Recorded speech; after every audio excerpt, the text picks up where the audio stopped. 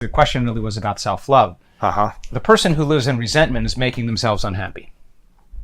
A person who's judging everybody else because they're judging themselves is making themselves unhappy. The person who's complaining, blaming, making excuses, feel sorry for themselves, they're making themselves unhappy. There's nobody doing that to them. You say it's your ex? Okay, let's take your ex, let's put him in a straitjacket and shoot him to the moon. Now what?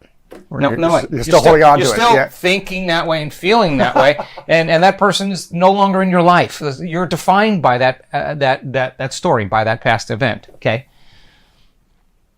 The person's truly sincere and thinks there's something other than that emotion of resentment. What's on the other side of it? Am I willing to sit through it long enough? And no matter how much the pain is or what my body does, I'm going to sit this one out. I'm going to work with my body and keep bringing it back into the present moment. It's like training an animal. You keep doing it over and over again. You stay. I'm not getting up. I'm not eating. I'm not moving. We're going to keep lowering the volume. You keep reconditioning the body to a new mind. Sooner or later, it surrenders. It surrenders to a new mind. When that occurs, there's that liberation of energy, and energy moves into the heart, and you feel love for yourself. You feel a respect for yourself. You feel an honor for yourself. Something, you took your power back. You built your field. Something feels right. When we look at the data of people who do this, and we see their scans, their brain scans, or we see their HRV measurements, and they get good at this, we measure their oxytocin levels. Now, oxytocin is the love chemical, right? And it's made in the pituitary gland.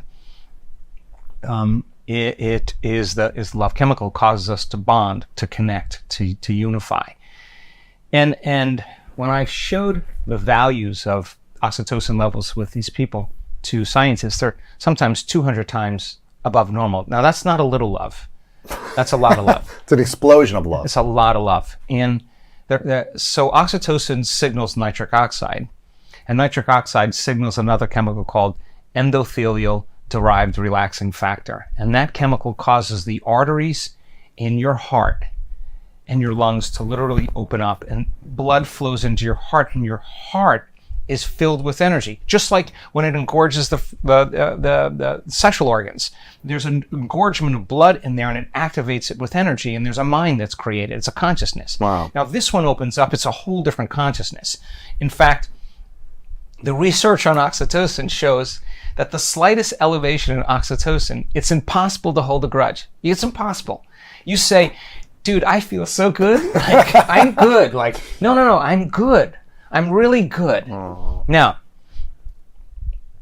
that kind of state means I don't want to feel anything else but this.